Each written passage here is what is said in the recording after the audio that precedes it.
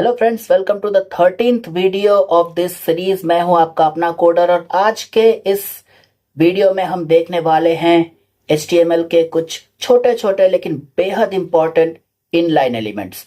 अब आप लोगों का सवाल होगा कि इनलाइन एलिमेंट्स क्या होता है भैया। तो आप लोगों को बता दें कि HTML में जो एलिमेंट्स या टैग्स का हम इस्तेमाल करते हैं वो दो तरह से हम क्लासिफाई कर सकते हैं। एक है ब्लॉक एलिमेंट्स और दूसरा है इनलाइन एलिमेंट्स। अब दोनों में अंतर क्या है, डेफिनेटली हम इसी वीडियो में थोड़ी देर में विद एग्जांपल्स देखने वाले हैं और इनलाइन एलिमेंट्स के कुछ इंपॉर्टेंट एग्जांपल्स को भी हम देखने वाले हैं जिनका हम इस्तेमाल वेबसाइट्स में कर सकते हैं। तो आइए दोस्तों, बिना टाइम वेस्ट किए शुरू करते हैं।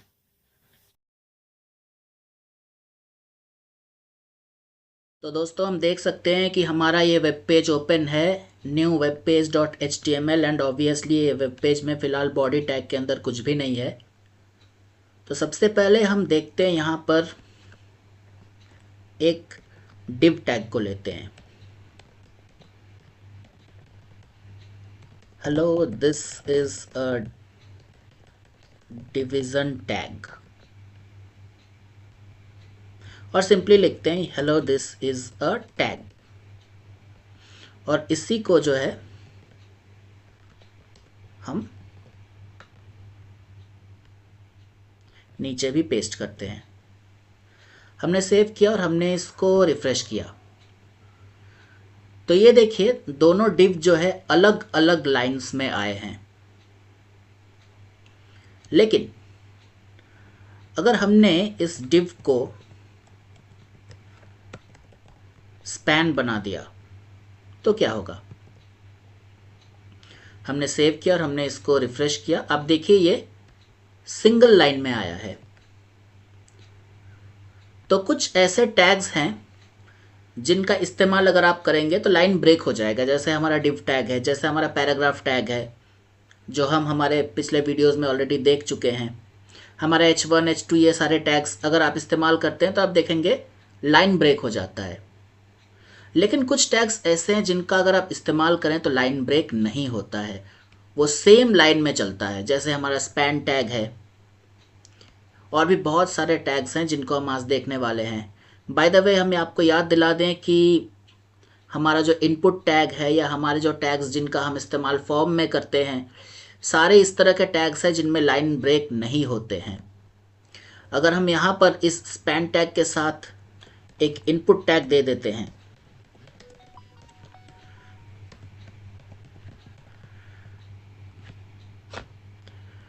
तो इससे जो है आप देख सकते हैं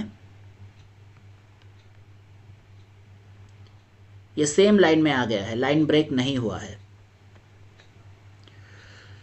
तो ये जो टैग्स हैं जिनका इस्तेमाल करने से लाइन ब्रेक नहीं होता है, हम सेम लाइन में इस्तेमाल कर सकते हैं, उनको बोलते हैं इनलाइन टैग्स। और वो जो टैग्स हैं जैसे डिव या जो भी टैग्स हैं जिनका इस्तेमाल करते टाइम वो एक नया लाइन में चला जाता है, वो सारे टैग्स को जो है हम लोग ब्लॉक टैग्स या ब्लॉक एलिमेंट्स कहते हैं। तो हमारा स्पैन या हमारा इनपुट जो है ये इनलाइन एलिमेंट है, और हमारा जो डिव टैग है वो ब्लॉक एलिमेंट है। तो दोस्तों, आज के वीडियो में जैसे कि हम जानने वाले हैं कुछ छोटे छोटे लेकिन बहुत ही इंपॉर्टेंट इनलाइन टैग्स के बारे में, जिनका इस्तेमाल हम वेबसाइट्स में कर सकते हैं। तो सबसे पहले हम शुरुआत हमारे स्पैन टैग से ही करते हैं। मान लीजिए हमने एक पैराग्राफ टैग लिया, hello this is a okay. अब मुझे इस पैराग्राफ, इस वर्ड का कलर मुझे रेड करना है। तो मान लीजिए मैं यहां पर एक डिव टैग लिया। बाय द वे, सबसे पहले हम देख लेते हैं ये आया किस तरह से है। Hello this is a paragraph. अब इस पैराग्राफ का कलर, सिर्फ इस पैराग्राफ का कलर मुझे रेड करना है। हम सबसे पहले डिव टैग का इस्तेमाल करके देखते हैं। डिव स्टाइल हो तो पूरा ही लेके चला गया, कलर रेड। और ये हमने इसको क्लोज किया और इस पैराग्राफ टैग को हमारे div टैग के अंदर रखा। तो इससे क्या होगा, हम जब सेव करते हैं हम देखेंगे हमारे div टैग में ये काम तो कर गया, रेड तो हो गया, लेकिन ये लाइन को ब्रेक कर दिया है। ब्रेक करेगा ही, क्योंकि div टैग जो है एक ब्लॉक एलिमेंट है, वो नया लाइन में स्टार्ट हो गया। लेकिन अगर हम इसको स्पैन बना देते हैं तो क्या होगा, ये सेम लाइन में रहेगा, लाइन ब्रेक नहीं होगा। तो बेसिकली अगर आप एक लाइन के एक छोटे से हिस्से में अगर कुछ चेंज करना चाहते हैं, कुछ स्पेशली कुछ स्टाइल देना चाहते हैं, जैसे एक वर्ड में, या मान लीजिए 10 लाइन्स है तो एक पर्टिकुलर लाइन में, एक ग्रुप ऑफ वर्ड्स में अगर आप कुछ चेंज डालना चाहते हैं तो आप स्पैन टैग का इस्तेमाल कीजिए।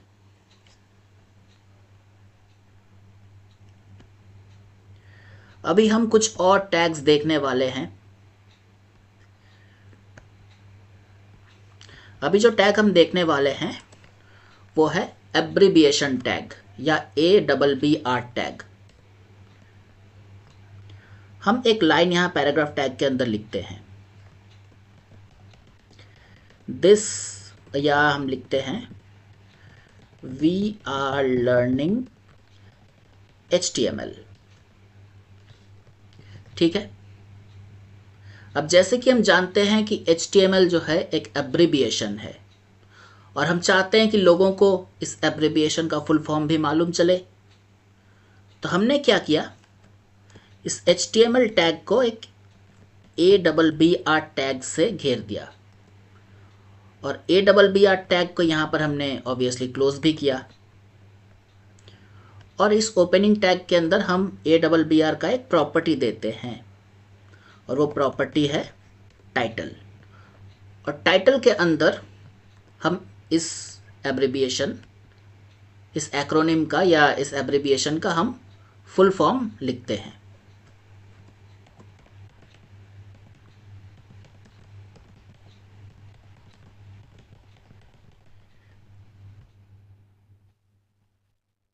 हमने इसको सेव किया और हमने इसको रिफ्रेश किया। आप देखिए लाइन आ गया है we are learning HTML। HTML के नीचे आपको ये डॉट्स दिख रहे हैं ना। आइए देखते हैं, यहाँ अगर हम माउस को लेके जाते हैं, हम सिर्फ माउस को यहाँ लेके गए हैं और ये फुल फॉर्म जो है हाइपरटेक्स्ट मार्कअप लैंग्वेज इधर आ गया है। तो ये फंक्शन है हमारे ABBR टैग का, जिसका हम इस्तेमाल कर सकते हैं कहीं भी अगर वेबसाइट में कुछ लिखना हो जहाँ हम लोग किसी एब्रिविएशन का इस्तेमाल करते हैं या किसी एक्रोनिम का इस्तेमाल करते हैं, तो वहाँ पर हम ABBR टैग का इस्तेमाल कर ही सकते हैं। इससे क्या होगा, हमारा साइट गंदा नहीं होगा, हम शॉर्ट फॉर्म्स को यूज़ कर सकते हैं। लेकिन जिन लोगों को उन शॉर्ट फॉर्म्स का फुल फॉर्म नहीं मालूम है, वो लोग वहाँ माउस होवर करके ही फुल फॉर्म को देख सकते हैं।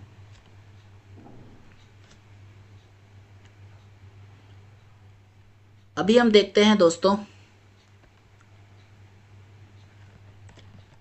बोल्ड, आइटलिक्स, अंडरलाइन, इनको कैसे करेंगे।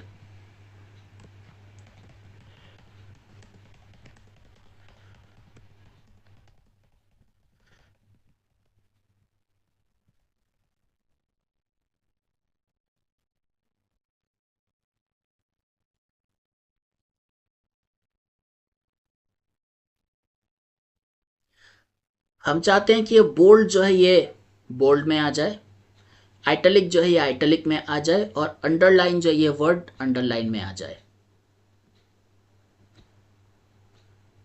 तो बोल्ड के लिए हम बोल्ड का पहला जो अल्फ़ाबेट है उसका इस्तेमाल करेंगे, यानी कि ए के बाद जो आता है बी।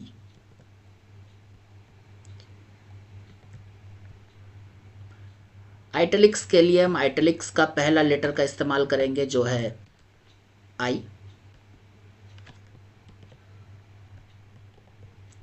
और अंडरलाइन के लिए उसी तरह से हम अंडरलाइन का जो सबसे पहला लेटर है या सबसे पहला अल्फ़ाबेट है उसका इस्तेमाल करेंगे जो है यू। हमने इसको सेव किया और हम यहाँ पर इसको रिफ्रेश कर रहे हैं। देखिए दोस्तों, तो अगर हमें किसी टेक्स्ट को बोल्ड करना है तो हम ये बी टैग का इस्तेमाल कर सकते हैं, या आइटलिक या अंडरलाइन करना है तो जस्ट उनके पहले लेटर से ही हम टैग्स रेडी हैं HTML में जिनका इस्तेमाल हम कर सकते हैं। अभी हम देखते हैं सुपरस्क्रिप्ट और subscript.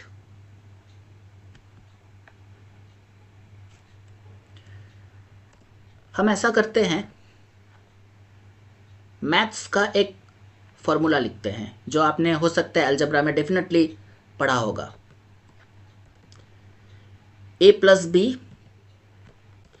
Whole square is equal to a square plus 2ab plus B square.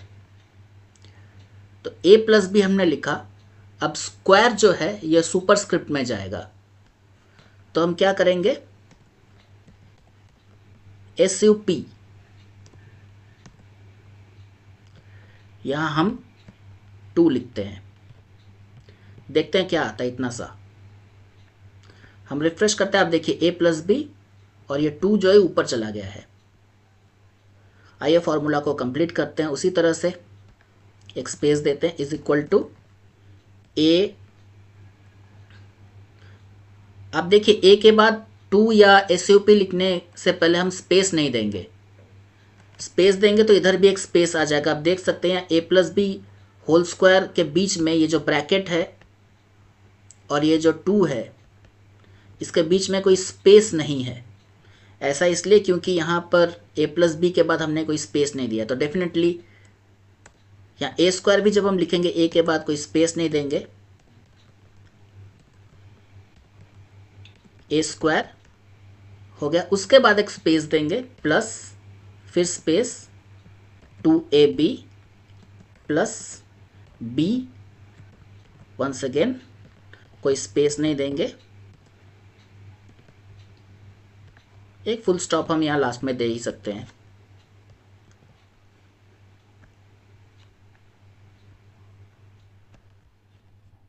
ये देखिए दोस्तों, ये आ गया। चलिए दोस्तों, अभी देखते हैं सबस्क्रिप्ट। सबस्क्रिप्ट में कुछ भी नहीं, ये जैसे ऊपर आया है सुपरस्क्रिप्ट तो नीचे अगर आया तो सबस्क्रिप्ट होगा। सबस्क्रिप्ट के लिए हम ऐसा करते हैं, the formula of water is, हमने केमिस्ट्री में पढ़ा है formula of water is H2O। यहां पर हमने H लिखा और 2 जो है सबस्क्रिप्ट में होगा, तो सबस्क्रिप्ट में SUB,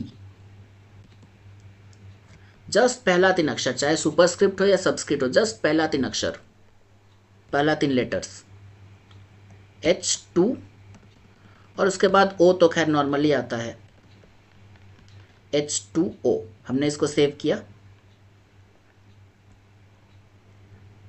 देखिए ये 2 जो है नीचे आ गया है।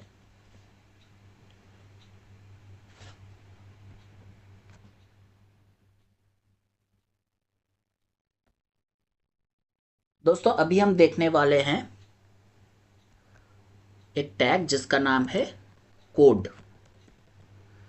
कोड टैग हम देखने वाले हैं। सो हम यहां लिख रहे हैं दिस इज अ कोड, और इस कोड को जो है हम कोड टैग के अंदर लिखते हैं।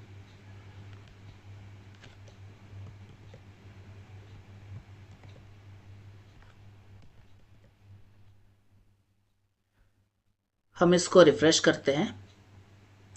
आप थोड़ा ध्यान से देखिए, मैं स्क्रीन को थोड़ा बड़ा कर देता हूं। दिस इज अ तक नॉर्मल है, लेकिन कोड में आप देखिए थोड़ा चेंज हो गया है फॉन्ट, ये कोड के फॉन्ट में आ गया है, जिस तरह से हम जनरली कोड लिखते हैं। अब मान लीजिए आप कोई ऐसा वेबसाइट बना रहे हैं जहां पर कुछ ज़्यादा ही छोटा हो गया, जहां पर आप कोडिंग के कुछ लाइंस को एक्चुअली दिखाना चाहते हैं कि ये कोड्स जो है, ये जो लाइन ऑफ कोड है आप इस्तेमाल करेंगे, तो वहां आप कोड टैग का इस्तेमाल कर सकते हैं।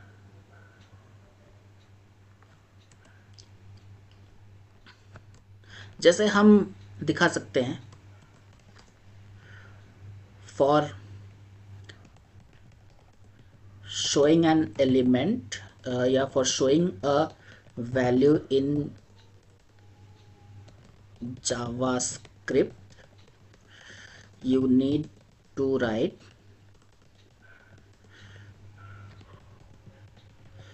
console.log।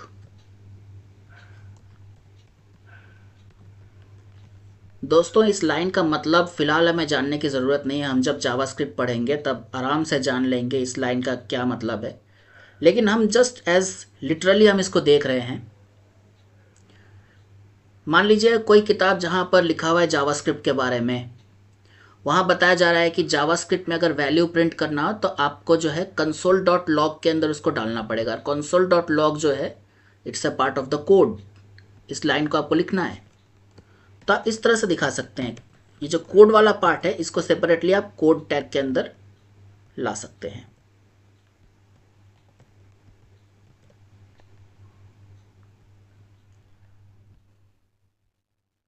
देखिए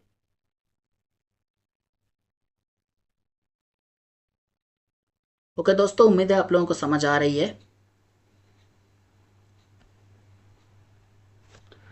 दोस्तों अभी हम देखने वाले हैं फील्ड सेट और लेजेंड। फील्ड सेट एक टैग है जो एक बॉक्स बना देता है। मान लीजिए हम यहाँ पर एक फॉर्म बना रहे हैं जहाँ पर हमने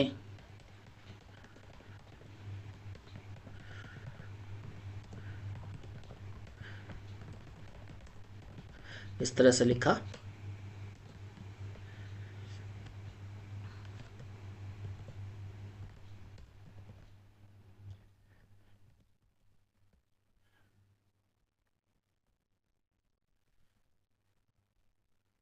और जैसे कि हम जानते हैं इनपुट टैग खुद एक इनलाइन एलिमेंट है, तो ऑब्वियसली दोनों जो है सेम लाइन में आ गए, लाइन ब्रेक नहीं हुई है।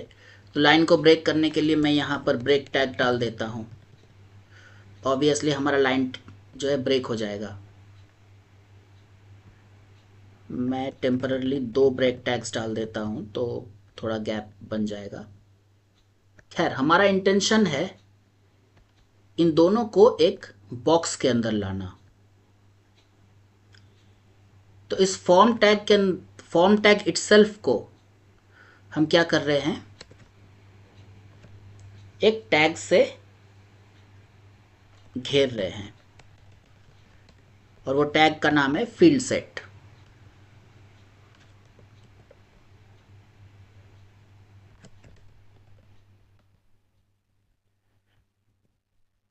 फील्ड सेट टैग से क्या होता है, जब हम इसको रिफ्रेश करेंगे हम देखेंगे ये एक बॉक्स आ गया है। Means it's the set of fields, ये एक सेट है और सेट को जो है ये इस बॉक्स से घेर दिया है।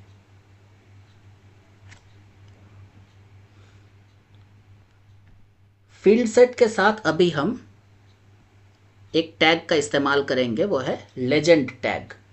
लेजेंड टैग ये बताएगा कि इस फील्ड सेट में क्या है। हम फील्ड सेट टैग के अंदर यहां पर ऐसे लेजेंड बोल के एक टैग बनाते हैं जहां हम लिखते हैं दिस इज अ फॉर्म। हमने इसको लिखा, सेव किया और हमने पेज को रिफ्रेश किया। ये देखिए लेजेंड ऐसा है जो इस बॉक्स के बीच में इस तरह से आ जाएगा। इसको आप सेंटर में भी ला सकते हैं। लेजेंड में हमने एक स्टाइल डाल दिया, टेक्स्ट अलाइन सेंटर, ये एक इनलाइन स्टाइल हमने डाल दिया, तो क्या होगा, ये सेंटर में आ जाएगा। अब इसको जो है आप अपने तरह से डेकोरेट कर सकते हैं। तो दोस्तों फॉर्म के साथ ये लेजेंड टैग जो है हमारे फील्ड सेट के साथ हमेशा आता है। तो दोस्तों ये थे कुछ इनलाइन एलिमेंट्स जिनका इस्तेमाल आप वेबसाइट्स बनाते समय कर सकते हैं। एंड मैं तो बोलूँगा कि नेक्स्ट टाइम जब आप वेब पेज प्रैक्टिस करेंगे तो इन इनलाइन एलिमेंट्स को ट्राई ज़रूर करें, देखिए बहुत मज़ा आने वाला है। ओके दोस्तों, आज के वीडियो के लिए इतना ही। मिलते हैं अगले वीडियो में कुछ नया सीखने के लिए। तब तक के लिए bye bye and happy coding.